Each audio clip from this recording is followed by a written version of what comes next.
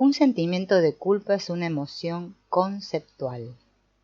Representa la imposición de un juicio moral acerca de una función o proceso corporal que está más allá del control del ego o de la mente consciente.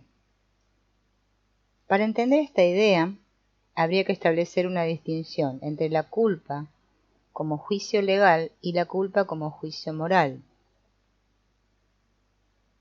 La culpa como juicio legal es una definición de una acción o comportamiento que quebranta una ley establecida. La culpa como juicio moral genera un sentimiento que con frecuencia no guarda relación con las acciones o el comportamiento de uno. Alguien que quebranta la ley es culpable de un delito, tanto si se siente culpable como si no.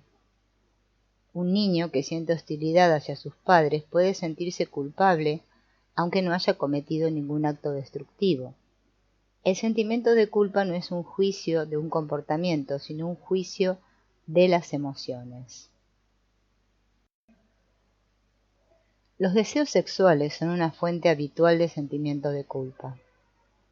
Pero un deseo natural es una reacción corporal natural a un estado de excitación, que normalmente escapa del control del ego o de la mente. Sentirse culpable por el deseo sexual es volverse contra el cuerpo. Suprimir el deseo sexual es deprimir todas las funciones de placer corporales. Por otro lado, aceptar los propios sentimientos sexuales no significa que uno tenga el derecho de actuar según esos sentimientos en cualquier situación. Un ego o una personalidad saludables tienen el poder de controlar el comportamiento de manera que sea apropiado a la situación. La falta de este poder en un ego débil o en una personalidad enferma puede llevar a acciones destructivas para los individuos y para el orden social. La sociedad tiene el derecho y la obligación de proteger a sus miembros contra ese comportamiento. No tiene derecho a etiquetar el sentimiento mismo como negativo. Un sentimiento de culpa indica que una parte de la personalidad, el ego, se ha vuelto contra otra parte, los sentimientos del cuerpo. Esta separación de la unidad de la personalidad produce efectos destructivos y la mayor parte de todo el esfuerzo psicoterapéutico está dirigido a eliminar el sentimiento de culpa con objeto de restaurar la integridad de la personalidad. Es precisamente el sentimiento de culpa lo que merma el poder del ego para controlar el comportamiento. Esto no significa que una persona sana sea perfecta. Podemos hacer cualquier cosa que hiera a los demás y cuando lo hacemos nuestra reacción debería ser arrepentimiento o tristeza, que son emociones auténticas. Cualquier sentimiento o emoción puede convertirse en un objeto de culpa si se le añade un juicio moral. Por lo general, son nuestras sensaciones sexuales o nuestros sentimientos hostiles los que reciben estos juicios. Lamentablemente,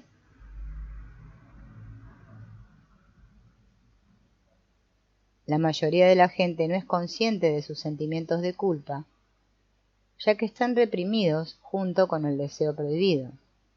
Esta supresión general reduce el placer de vivir. Al negarse el placer a sí misma, la gente evita su ansiedad y esconde su culpa.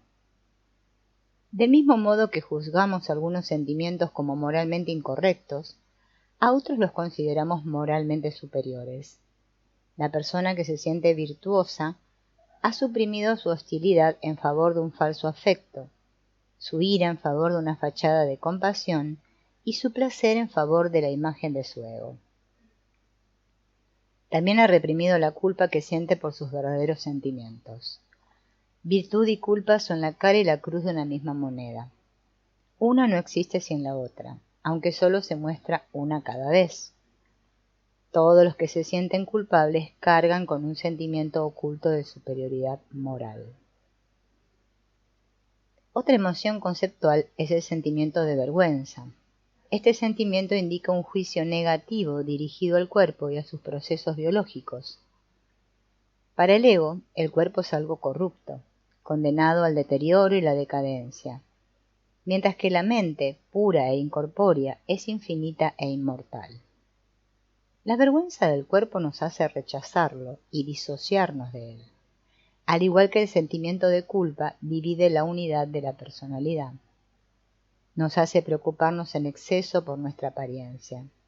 Conduce necesariamente a sentimientos de vanidad y de soberbia. La vanidad conlleva un juicio positivo del cuerpo, vestido o desnudo, que cubre un sentimiento subyacente de vergüenza. La persona soberbia está preocupada por su imagen y rechaza su cuerpo. Los sentimientos normales acerca del cuerpo que están libres de juicios de valor son la modestia y el orgullo. En su modestia y en su orgullo una persona expresa su identificación con el cuerpo y su placer y su dicha en su funcionamiento. El remordimiento tiene componentes que no están claros. Los sentimientos y las emociones están sujetos a gradaciones que las palabras no son totalmente capaces de describir. Los procesos de la mente se superponen a las emociones. El ritmo corporal más obvio es la alternancia entre sueño y vigilia. Para la mayoría de los animales, entre ellos el hombre, esta alternancia se corresponde en líneas generales con el ritmo del día y de la noche. Durante el día estamos conscientes y activos. Por la noche la conciencia se rinde y la actividad se reduce. Podría decirse que durante el sueño el cuerpo se renueva. Se ha demostrado que una prolongada privación de sueño produce trastornos graves en el cuerpo y en la personalidad. Sin embargo, el fenómeno del sueño sigue siendo tan misterioso como el del placer. Durante el sueño, parece que volvemos a un tipo vegetativo de existencia semejante en algunos aspectos a la vida vegetal, un modo de existencia que el animal dejó atrás al principio de su evolución. Pero esto sería pura especulación. El sueño es un estado de excitación difusa y reducida. Durante el sueño muchas de las funciones vitales del cuerpo presentan una disminución en su ritmo. El corazón late más lentamente, la presión sanguínea baja, el nivel de azúcar en la sangre disminuye, el ritmo respiratorio se lentece y baja la temperatura corporal. Los electroencefalogramas muestran que hay ciclos durante el sueño, una subida y bajada rítmica en el nivel de excitación que altera la profundidad del sueño. Si no se interrumpe el proceso, la persona se despierta con la sensación de estar fresca, con ganas de empezar las actividades diarias y normalmente con deseos de comer. Al despertar tras una buena noche de sueño, uno siente una clara sensación de placer, como si el cuerpo de alguna manera fuera consciente durante el sueño de su funcionamiento armonioso. Del mismo modo, acostarse a dormir cuando uno está cansado pero relajado es una sensación deliciosa. Este sencillo placer se le escapa a mucha gente, a juzgar por la demanda de píldoras para dormir. Estas personas se quejan de estar cansadas y su necesidad de descansar es evidente. Sin embargo, al acostarse no logran quedarse dormidas. Obviamente, en estos casos, algo falla en los procesos autorreguladores normales del cuerpo. La incapacidad de quedarse dormido es una forma de ansiedad de la caída, una ansiedad sobre la pérdida de conciencia. En otro nivel, esta ansiedad refleja la persistencia de un estado de excitación de las capas conscientes de la personalidad. A veces, la excitación persiste en una tensión sexual que no se ha descargado, pero con más frecuencia se debe a miedo y ansiedades residuales que quedan de las actividades del día. Si la excitación persistente es inconsciente, se manifestará en sueños que, como señaló Freud, tienen la función de guardar el estado de somnolencia, soltando la excitación. Sin embargo, la excitación puede ser tan fuerte que la persona se despierte del sueño, o el descanso del sueño puede verse alterado por la intensidad de éste. Las funciones corporales relacionadas con la comida, la ingestión, la digestión y la eliminación siguen un patrón rítmico gobernado por las necesidades de energía del organismo. Los niños de muy corta edad lactan frecuentemente cada 2 horas y tienen varios movimientos intestinales al día. En los adultos el patrón tiende a estabilizarse en 3 comidas y un movimiento intestinal al día. Comer es un placer cuando se ajusta a un ritmo interno. Sin embargo, mucha gente se alimenta de forma compulsiva. Sus hábitos alimenticios guardan poca relación con sus ritmos metabólicos. Comen antes de estar hambrientos, ya que esta sensación está asociada con sensaciones de vacío que asustan a los individuos hambrientos de afecto. Los comedores compulsivos no disfrutan de la comida. Al placer inicial de llevarse algo sabroso a la boca, no le sigue la satisfacción más profunda que viene de mitigar el hambre. Para ellos comer es un placer sensual, que como otros placeres sensuales, le deja a uno insatisfecho. La sensación de estar lleno y saturado, pese a ser claramente desagradable, supera temporalmente los sentimientos de vacío y la ansiedad que subyacen a comer de manera compulsiva. Como estos sentimientos atormentadores vuelven a aparecer muy pronto, se forma un círculo vicioso que lleva a seguir comiendo. La gente también es compulsiva con la función de eliminación. Desarrollan un hábito de regularidad basado en un entrenamiento rígido del uso del inodoro que sustituye la satisfacción falsa que siente el ego con el placer de una eliminación espontánea. El conducto digestivo, desde la boca hasta el ano, es un sistema de órganos que pulsa rítmicamente y funciona de forma muy parecida a un gusano. El alimento pasa de un extremo al otro de este tubo mediante ondas peristálticas similares a las ondas que mueven el cuerpo de un gusano o una oruga cuando avanza. Se producen contracciones y alargamientos, como en el estómago, a lo largo del tubo digestivo, que facilitan el proceso digestivo y modifican la frecuencia y la forma de la onda rítmica, pero no cambian su carácter esencial.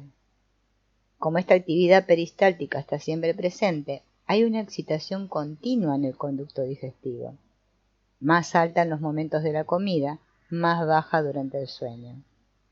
Cuando esta excitación se mantiene dentro de los límites normales, la persona tiene una buena sensación en el cuerpo. Un estado hiperactivo en cualquier parte del sistema, un trastorno de colitis, por ejemplo, reemplaza la buena sensación habitual con sensaciones dolorosas. La hipotonicidad o pérdida de tono en cualquier segmento produce sensaciones de estrés.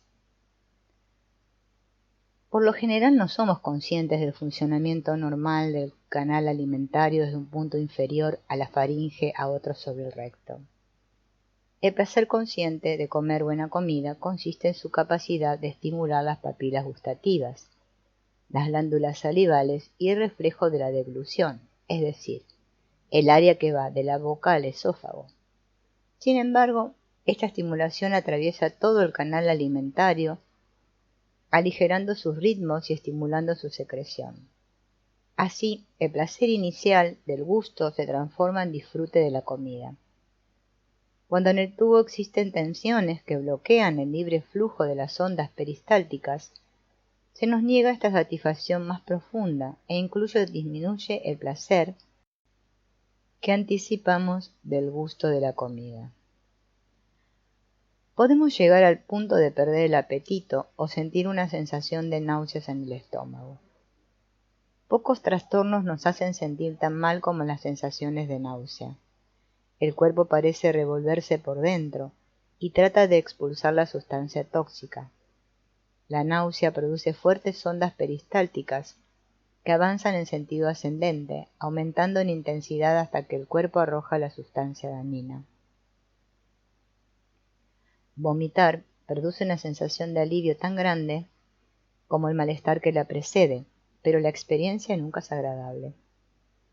El mecanismo del vómito es un reflejo protector contra sustancias dañinas peligrosas que puedan haberse ingerido por error, pero también puede ser provocado por estados de tensión, especialmente el estrés de un conflicto emocional cuando estamos comiendo. Casi todo el mundo ha tenido alguna vez esta experiencia. Parece que la respiración más profunda activa las tensiones crónicas del diafragma y el estómago que producen esta sensación de náusea. En algunos casos la náusea puede aliviarse con la respiración abdominal, que relaja el diafragma. En otros la sensación se ve intensificada por este procedimiento y tiene que vomitar para descargar la tensión. En parte, el origen de esta tensión se encuentra en sus experiencias con la alimentación durante la niñez. A los niños se les suele obligar a comer comida que no les gusta en cantidades que no quieren. Se han hecho muchos chistes sobre las madres que por querer a sus hijos los atiborran de comida. En otras casas, a los niños se les prohíbe dejar la mesa hasta que han terminado todo lo que tenían en sus platos. No solo se les suele hacer comer al niño comida que no desea, sino que se le avergüenza y se le riñe si la vomita. Para evitar que esto ocurra, el niño debe tensar el diafragma para bloquear cualquier impulso de vomitar. La comida no es lo único que una persona puede tener que tragarse en contra de sus deseos. Puede que también se trague traumas psicológicos, como los insultos y las humillaciones, cuando tiene miedo de quién la ha insultado. La expresión "no tengo estómago para" indica el efecto que tiene sobre este órgano la sumisión a las situaciones dolorosas. Además, los niños son frecuentemente obligados a tragarse las lágrimas o el llanto, lo que lleva a tensiones crónicas en la garganta y el diafragma. Como apenas hay pacientes que no hayan sufrido estos traumas, puede esperarse que una terapia que funciona directamente con las tensiones físicas del cuerpo active el impulso suprimido de vomitar. Sin embargo, a la mayoría de los pacientes les resulta difícil tragar cómodamente. A menudo hay que hacer un trabajo considerable con el reflejo de la náusea antes de que la garganta y las tensiones diafragmáticas estén suficientemente relajadas para permitir que esta función opere con normalidad. Un resultado de este procedimiento es la eliminación de la acidez gástrica crónica que afecta a tanta gente. En todos los casos, la relajación de la tensión diafragmática restaura el placer experimentado con las actividades básicas de comer y digerir y facilita una respiración más completa. El sistema respiratorio está estrechamente vinculado con el canal alimentario. Su función se ve perturbada por los conflictos que surgen de la negación del principio de placer subyacente bajo la autorregulación del sistema digestivo. Embriológicamente, los pulmones se desarrollan como un apéndice del tubo alimentario primitivo y durante toda la vida permanecen conectados a este tubo a través de la boca y la faringe. Tragamos aire al tragar el alimento. Cuando el niño mama la leche del pecho de su madre, el aire entra en su cuerpo. Como Margaret Ribble mostró en su imponente libro Los derechos del niño, cualquier debilitamiento del impulso de lactar deprime la función respiratoria. Normalmente existe la creencia de que respiramos solo con los pulmones, pero de hecho el trabajo de la respiración se hace con todo el cuerpo. Los pulmones juegan un papel pasivo en el proceso respiratorio. Su expansión se produce por un ensanchamiento, especialmente en sentido descendente, de la cavidad torácica, y cuando esta actividad es reducida se hunden.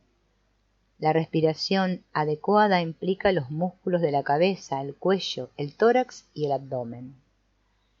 Está demostrado que la tensión crónica en cualquier parte de la musculatura del cuerpo interfiere en los movimientos respiratorios naturales.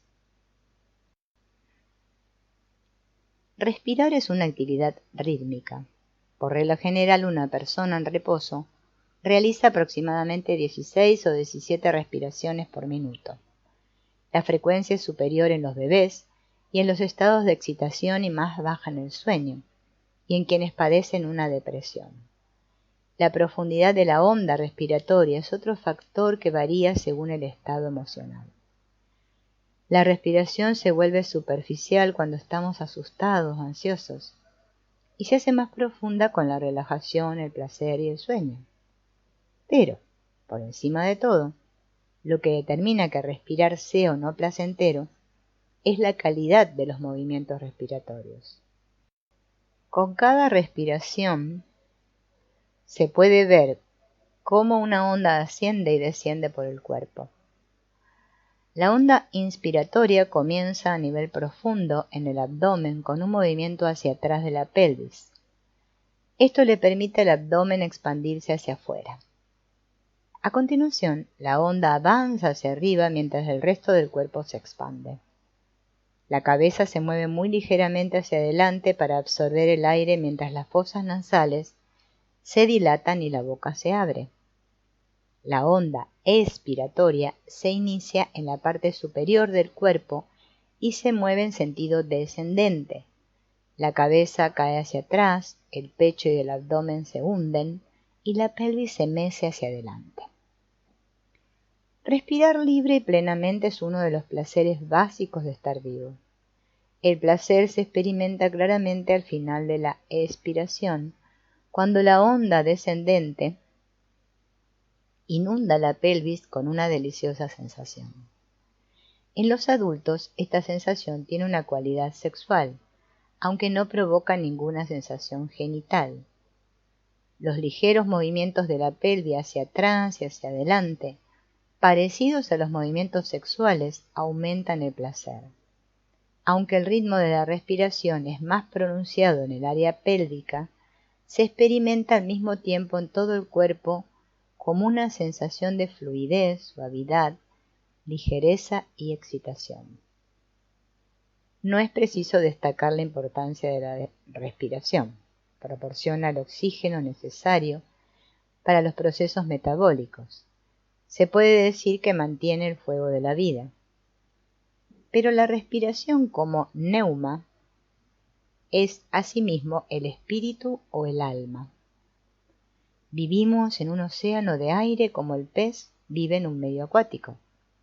Con la respiración nos ajustamos a nuestra atmósfera. Si la inhibimos, nos aislamos del medio en el que existimos. En todas las filosofías orientales y místicas, la respiración contiene el secreto de la dicha superior. Por eso es por lo que constituye el factor dominante de la práctica del yoga. Las actividades rítmicas del cuerpo pueden dividirse en tres categorías: las relacionadas con la función del tubo interno, la digestión y la respiración; las relacionadas con el tubo externo, la percepción sensorial y los movimientos voluntarios; y por último, las actividades de los órganos y las estructuras entre ellos. Esta división se asemeja en líneas generales a la del desarrollo embrionario del organismo, desde los tres estratos primarios, el endodérmico, el ectodérmico y el mesodérmico. El endodérmico da origen a la piel y al sistema nervioso. Este último se invagina y se vuelve un sistema interior. Del mesodermo surge el esqueleto, el corazón, los vasos sanguíneos, las glándulas, la musculatura y los tejidos conectivos. La musculatura voluntaria forma una funda sobre el cuerpo cerca de la piel y se transforma en una parte del tubo externo. Así, el cuerpo está construido sobre el principio de un tubo dentro de otro tubo como un gusano. Esta división de actividades no implica una independencia de una categoría con respecto a otra. Las funciones del tubo interno, la digestión y la respiración, están íntimamente conectadas con los movimientos del tubo externo. Y ambos tubos son dependientes, por supuesto, de las actividades del órgano y de los tejidos que mantienen la integridad del cuerpo. El tubo externo, que consiste en la piel, los tejidos subyacentes y la musculatura estriada, está directamente relacionado con la percepción de los estímulos del entorno y su respuesta ante ellos. para estas funciones sensorial y motriz, está dotado de una gran cantidad de terminaciones nerviosas. Por tanto, somos más conscientes de las sensaciones, especialmente de las que nos provocan placer y dolor, en esta parte del cuerpo que en ninguna otra. Todos los estímulos que repercuten sobre la superficie del organismo son percibidos por éste como placenteros o dolorosos. Lógicamente no hay estímulos indiferentes, porque un estímulo que no evoca ninguna sensación no se percibiría. Podríamos preguntarnos qué cualidad del estímulo determina que nuestra respuesta sea placentera o dolorosa. ¿Por qué, por ejemplo, ciertos sonidos son deliciosos para el oído, mientras que otros son desagradables e incluso dolorosos? Un conocimiento mínimo de los seres humanos nos dice que estas cuestiones no pueden responderse objetivamente. La gente reacciona de forma distinta. Lo que para uno es placer, para otro es dolor. Depende en gran medida del estado de ánimo y del talante del individuo que recibe la impresión sensorial. Hay una gran diferencia entre una caricia y una palmada, y sin embargo no a todo el mundo le gusta y le resulta agradable una caricia o dolorosa una palmada. Los niños no quieren que los acaricien cuando están activos, y una palmada en la espalda puede ser una expresión de aprecio. Encontramos placer sensual en los estímulos que armonizan con el ritmo y el tono de nuestros cuerpos. La música de baile es agradable cuando queremos bailar, pero molesta cuando estamos tratando de pensar. Incluso nuestra sinfonía favorita puede ser perturbadora cuando uno está participando de una conversación seria. Y lo mismo se puede decir de todos los sentidos. Podría parecer que cualquiera, de una forma u otra, puede obtener placer sensorial. Pero imagina una persona que está desanimada y no encuentra placer en nada de lo que ve ni lo que escucha. Parece que nada puede complacerlo. Está hecha un lío, desanimada porque carece de armonía interior. Al carecer de un tono o un patrón de actividad rítmica constantes, es incapaz de responder abierta y efusivamente a ningún entorno. La persona deprimida o retraída se encuentra en una situación similar. El placer sensorial o sensual no está a su alcance porque no puede acercarse al estímulo. Pero lo que está deprimido en una persona retraída es su actividad rítmica. Sin ritmo no hay placer. La relación del ritmo con el placer se ve más claro en la función motriz del tubo externo, es decir, en los movimientos voluntarios del cuerpo. Cualquier actividad motriz que se realice rítmicamente es placentera. Sin ritmo, la misma actividad tendría una cualidad dolorosa. El mejor ejemplo es caminar.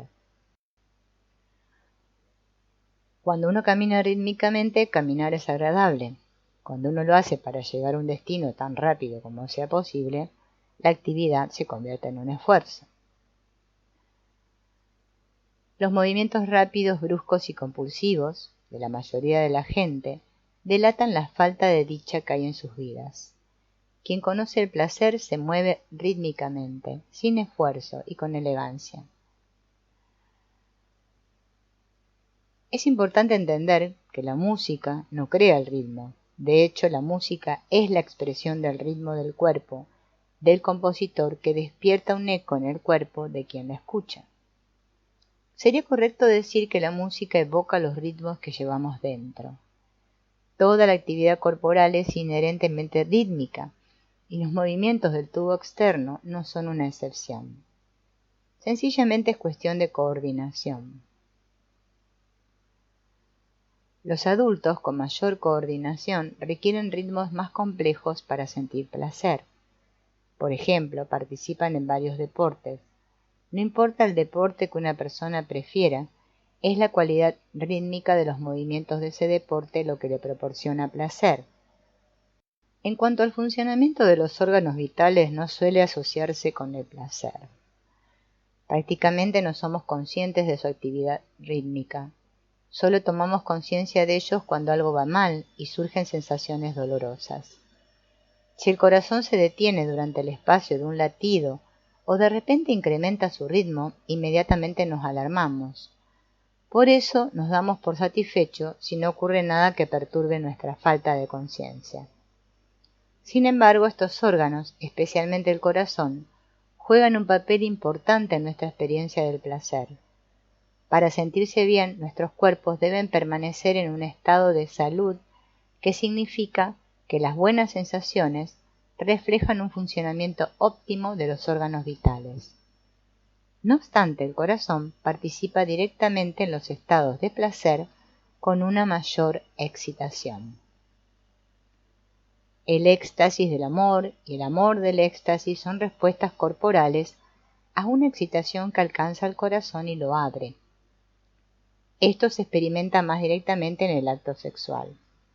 Durante el clímax de la respuesta sexual total, el corazón se acelera con excitación para rendirse por completo. Quienes no son conscientes de este ritmo acelerado se pierden la cumbre del placer. Otros se asustan y sujetan su excitación. Si no hay inhibiciones contra la rendición total al placer, la sensación de la actividad rítmica del corazón es la cúspide del éxtasis. El éxtasis más elevado, la dicha, es el tema de la novena sinfonía de Beethoven. También se la conoce como la sinfonía coral, ya que termina con una rendición coral del poema de Schiller, Oda a la alegría. El objetivo del coro, como en una tragedia griega, es sustituir al público. Beethoven quería que cada oyente sintiera la sensación de júbilo que viene de la naturaleza y de la hermandad entre los hombres. Para hacer esto tenía que llegar al corazón de su público con la música, no figuradamente, sino de manera literal, y hacer que cada oyente percibiera el latir rítmico de su corazón, latiendo al unísono con los corazones de los demás. Beethoven alcanzó su objetivo en los 3 primeros movimientos de la sinfonía.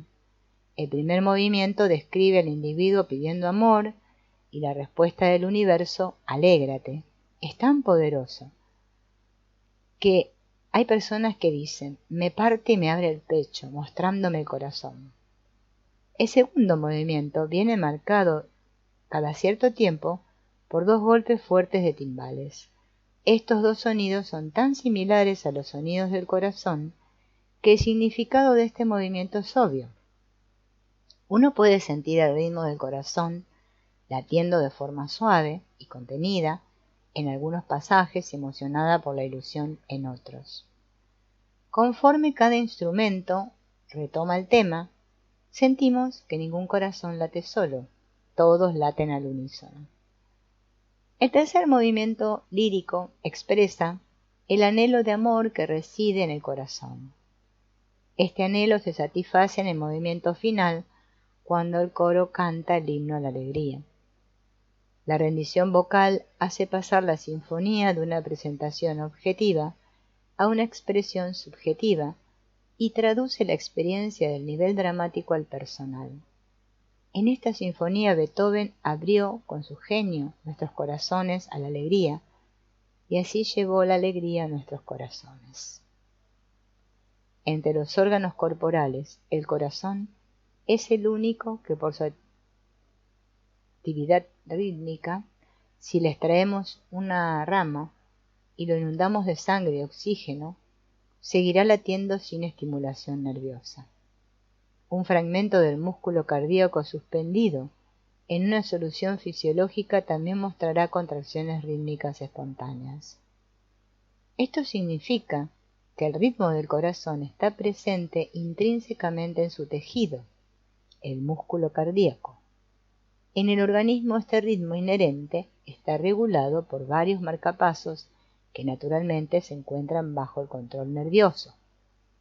Asimismo, el músculo cardíaco es único en el sentido de que es un cruce entre la musculatura voluntaria e involuntaria. Tiene estrías como los músculos voluntarios, pero está mediado por el sistema nervioso autónomo y forma un santuario que permite que los impulsos pasen libremente de una célula a otra.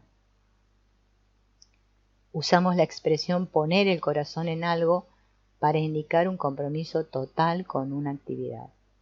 A este nivel, quizá el más profundo que uno puede sentir, los movimientos del cuerpo están animados por un ritmo que emana del corazón. El ejemplo más claro es el de la función sexual.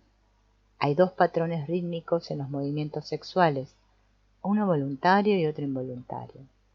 Durante la primera fase del coito, los movimientos pélvicos del hombre y de la mujer son conscientes y se dan bajo el control del ego. En esta fase, la excitación corporal es relativamente superficial, aunque se va profundizando gradualmente por el contacto de fricción y el vaivén pélvico.